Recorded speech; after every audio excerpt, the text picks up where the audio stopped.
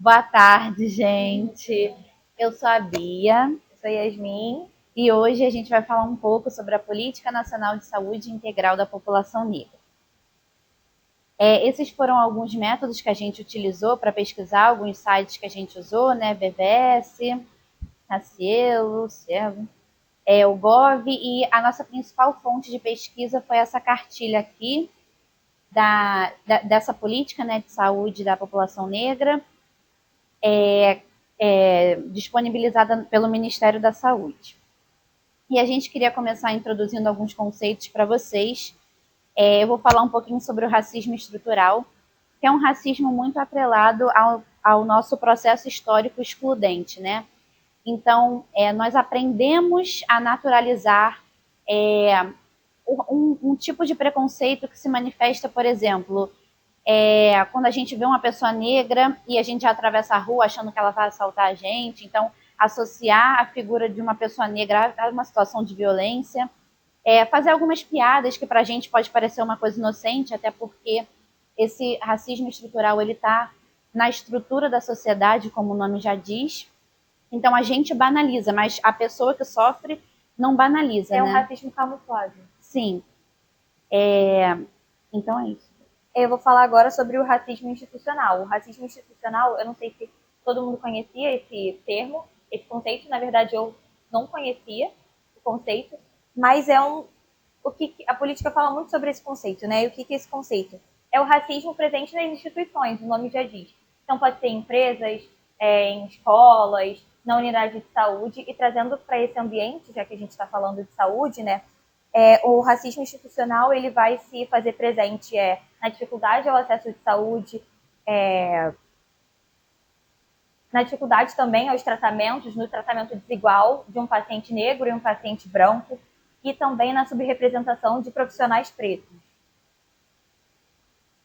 Bom, então introduzindo aqui um pouco da nossa política, um compromisso do Ministério da Saúde no combate a essas desigualdades, porque apesar desse lapso temporal, né, por mais que hoje em dia a gente tenha uma sociedade teoricamente igualitária, a gente sabe que na prática não é assim. Então a população negra ainda é vítima de muitas situações de violência e de desigualdade e exclusão social. Então essa política tem um compromisso para tentar reduzir esse tipo de situação. Ela foi criada em 13 de maio de 2009 e ela visa a promoção da equidade em saúde. O objetivo da nossa apresentação é apresentar essa política e a sua relação com o trabalho dos enfermeiros e dos profissionais de saúde nessa área de saúde coletiva. E ela garante o acesso da população negra a ações e serviços de saúde justamente para superar essas desigualdades que ainda existem na nossa sociedade, como a gente vai falar um pouco mais à frente. Aqui alguns dos nossos resultados, e aqui ele fala que o censo demográfico de 2022 quantificou 20,6 milhões de pessoas que se declararam pretas, que representa um aumento de 42,3% em relação a 2016. Ali está 2010, mas é 2016. Isso também, esse dado, ele mostra também um avanço do número de debates sobre o tema. Então, um aumento da discussão, né, sobre o que é o pertencimento a essa população negra. Isso aumenta também a sensação de pertencimento das próprias pessoas. Então, eu, por exemplo, conheço pessoas que antes não se sentiam pertencentes e agora, com o aumento de debate sobre o que é fazer parte dessa população, já se sente mais pertencente, uma questão de identidade também. Também a questão da marginalização histórica, como a gente falou, que mesmo após a abolição, né, da escravidão, mesmo tendo acontecido há muito tempo, a exclusão ela ainda permanece nessas situações de racismo institucional, como a Yasmin falou, racismo estrutural, como eu falei, e outras práticas discriminatórias também. Essa política marca o reconhecimento dos variados tipos de racismo, das desigualdades étnico-raciais, e tem o objetivo de promover a saúde integral dessa população. E a gente também queria ressaltar que ontem foi falado, por exemplo, na nossa aula de psicologia um pouco sobre esse assunto, né? E ela deu alguns exemplos, como, por exemplo, a criança negra na creche, em algumas creches, elas são as últimas a serem trocadas. Mulheres negras sofrem mais violência obstétrica. A questão também de achar que a pessoa negra ela é mais forte, então ela tem o direito de sentir mais dor. Isso está atrelado ao aumento da violência obstétrica. Isso é racismo, assim, puramente racismo. Não importa se a pessoa é negra ou se ela é branca, ela é uma pessoa. Então ninguém merece sentir mais dor do que o outro. Então isso é um racismo escancarado que, infelizmente, ainda acontece na nossa sociedade. E também essa política, ela reafirma essas responsabilidades de cada esfera da gestão do SUS, ou seja, o governo federal, estadual, municipal, na efetivação dessa promoção de saúde. Bom, então, mais um dado aqui que a gente trouxe. 74,8% da população branca consultaram um médico nos últimos 12 meses, enquanto pretos e pardos representam 69,5% e 67,8%, respectivamente. Ou seja, esses dados mostram que a população branca ainda tem mais acesso à saúde do que a população negra. Então, assim, será que também toda a informação dos seus direitos chega até essa população negra? Como será que se dá a promoção dessa saúde, a promoção da saúde integral dessa população? A gente vai discutir isso um pouco mais à frente, mas a gente já queria ressaltar que o racismo é o principal determinante em saúde para a população negra, para que ela tenha ou não o acesso a serviços de saúde. Bom, e a gente trouxe aqui uma linha do tempo para falar o que aconteceu na história até a instituição dessa política, né? No meu ver, essa política demorou muito para ser instituída, somente em 2009, sendo que a abolição da escravatura, o SUS, eles foram instituídos, vou repetir a palavra, instituídos há muito tempo, e essa política só veio aparecer em 2009, né? Então, para ela ser criada, muita coisa teve que ser feita. E aí a gente trouxe aqui uma linha do tempo. Eu vou dar uma vira para você.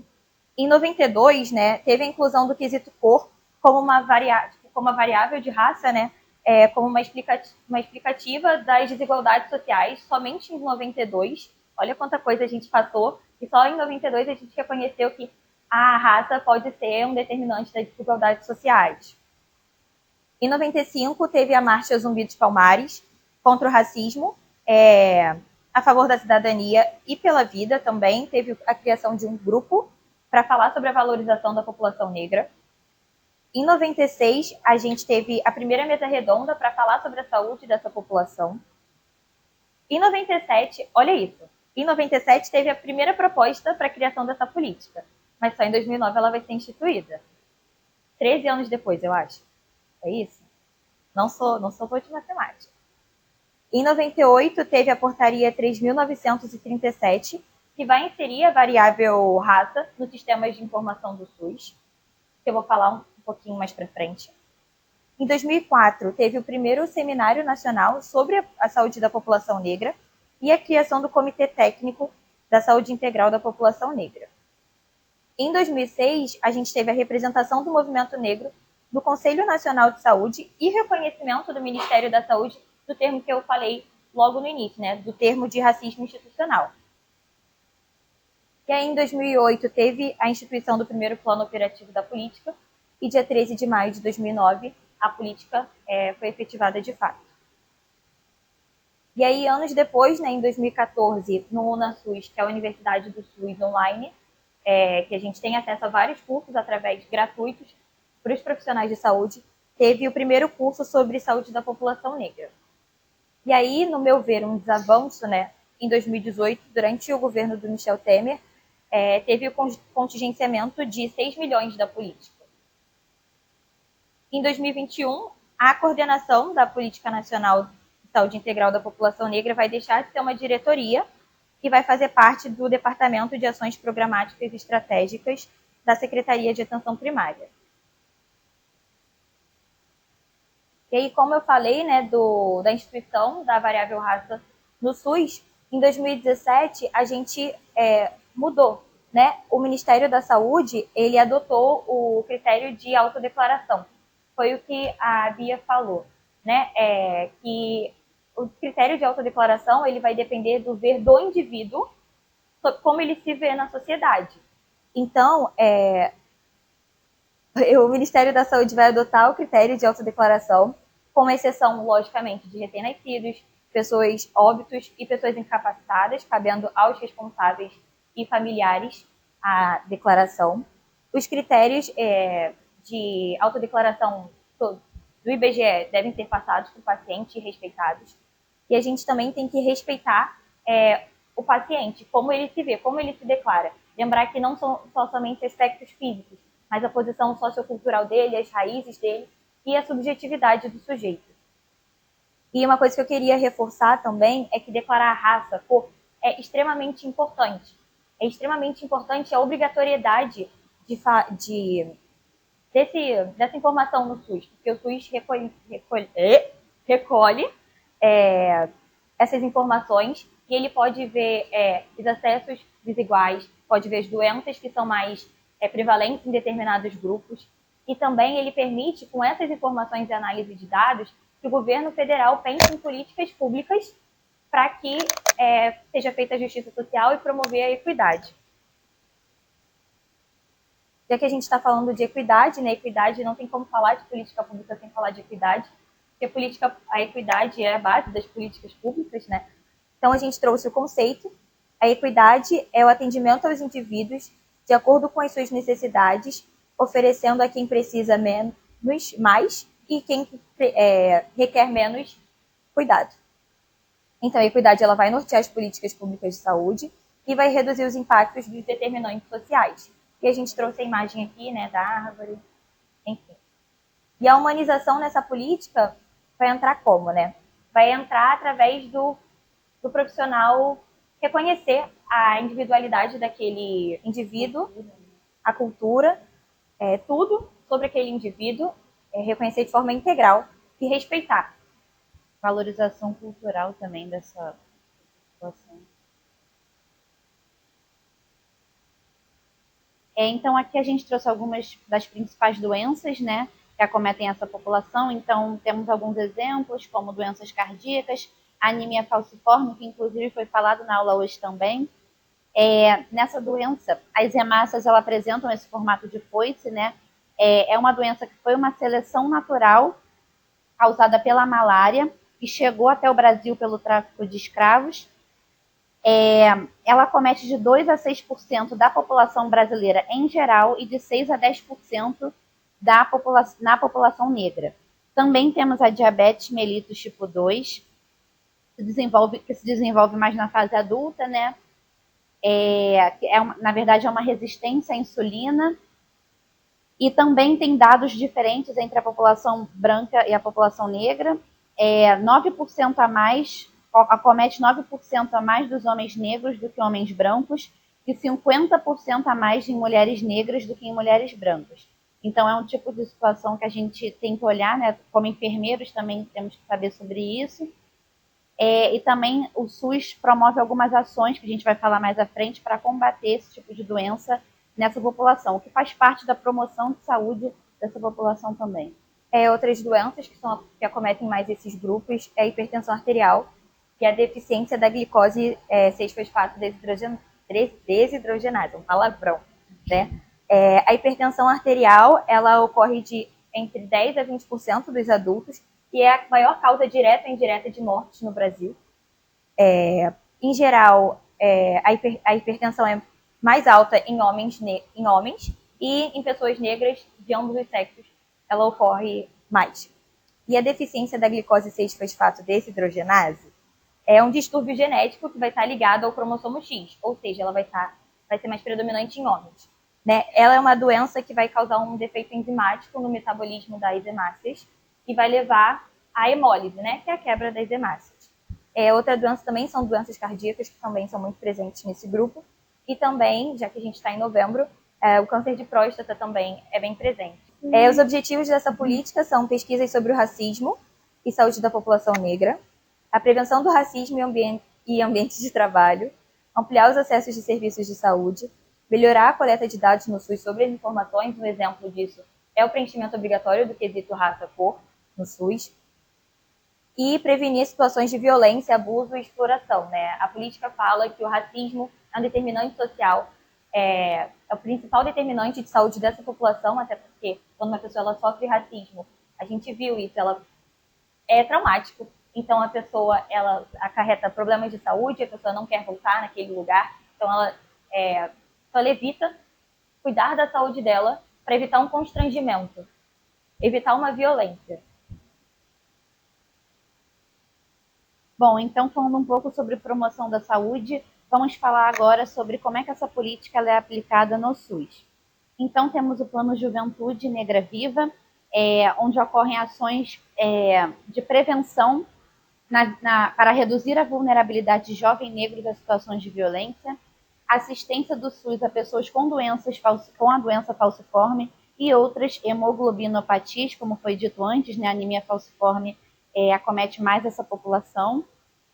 Um curso de ensino à distância sobre a saúde da população negra promovido pelo Ministério da Saúde, que a Yasmin até falou durante a linha do tempo, que sobre esse curso, que assim, muitas pessoas também não sabem sobre isso, né?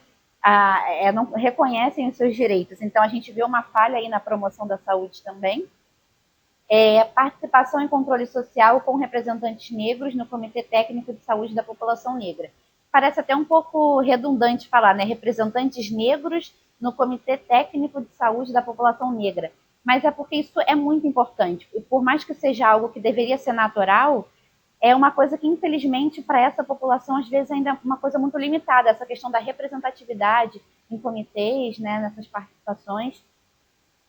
Padronização e obrigatoriedade da coleta da raça-cor, como a Yasmin tinha falado, né, sobre o quesito raça-cor, e promoção da igualdade racial das políticas públicas federais. E como que o enfermeiro ele vai atuar com essa política, né? O enfermeiro ele tem que promover equidade no sistema de atendimento, não somente para essa população, mas olhando, né, já que a gente está falando da política, o enfermeiro ele tem que reconhecer a individualidade do paciente e promover a equidade, respeitando as barreiras no acesso que ele tem, porque isso a gente já mostrou dados que sim, existem barreiras ainda no acesso à saúde. O enfermeiro ele tem que promover saúde, né, e a prevenção dessa população. Como a gente já falou, tem doenças que são mais prevalentes nesse grupo. Então, o enfermeiro educando em saúde, ele mostra para os pacientes os direitos que eles têm e buscar esses direitos. E também o enfermeiro orienta os pacientes sobre as doenças e o tratamento delas.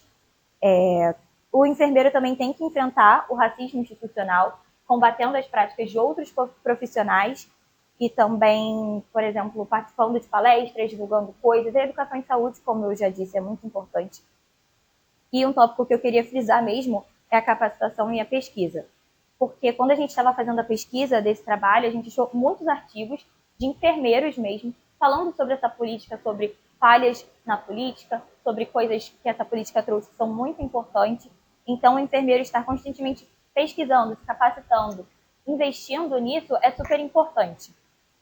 E o acolhimento e cuidado centrados no paciente, né? Aquilo que eu já disse, reconhecendo a totalidade do indivíduo e as barreiras que ele tem nos acessos.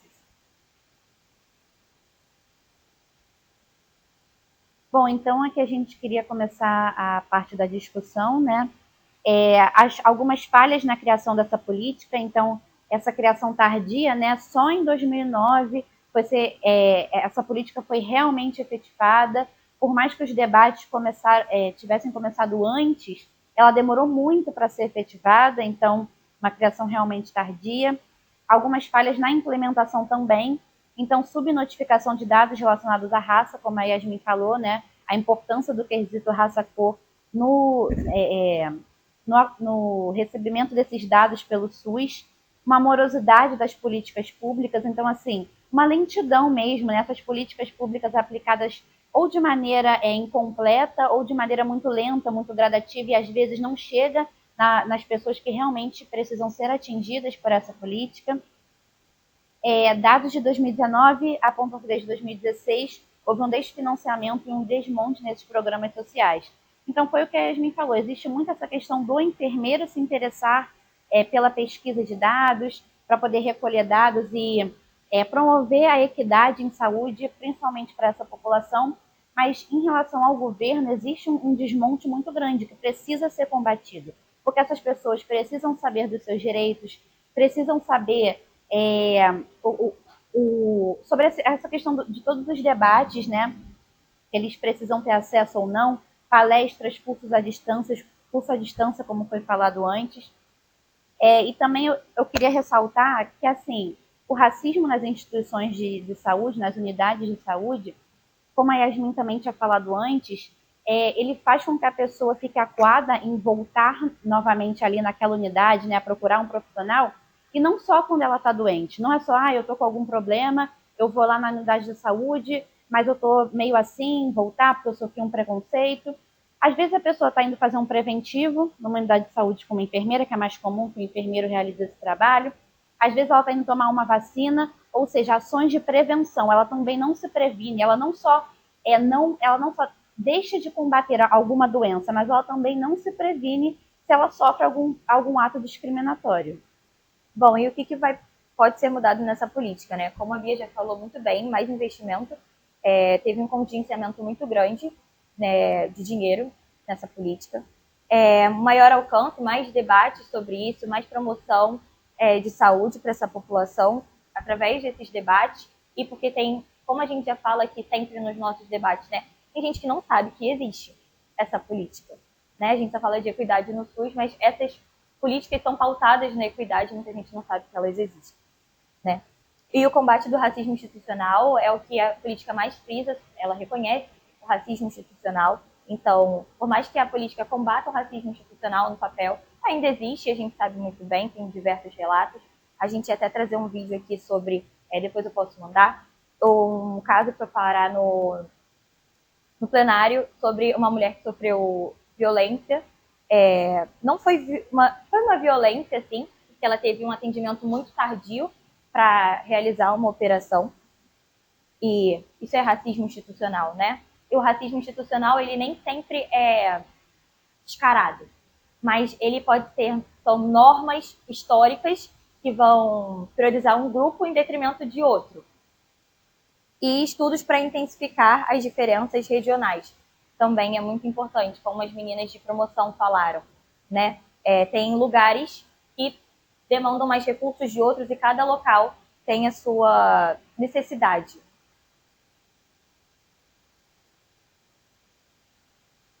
Bom, então, então, concluindo aqui, a gente queria dizer que essa política foi criada para atender a necessidade de igualdade ao acesso à saúde para a população negra, vem sendo implementada desde 2009, então, mais uma vez, uma criação tardia.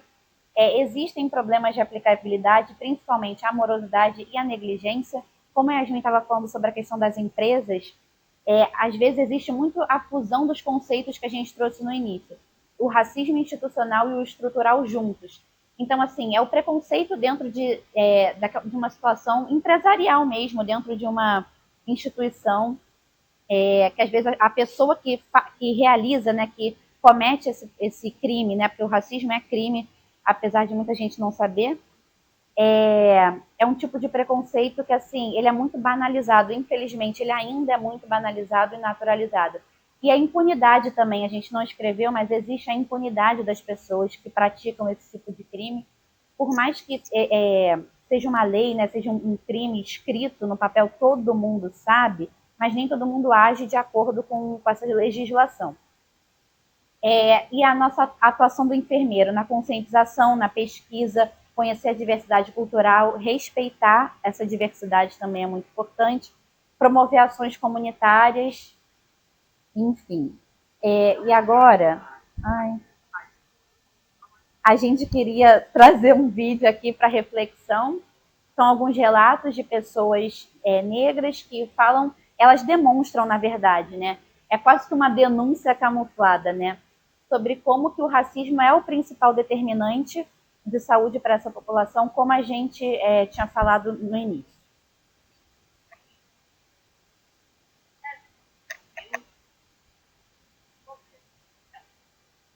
Bom, então aqui algumas das nossas referências e a gente agradece a atenção.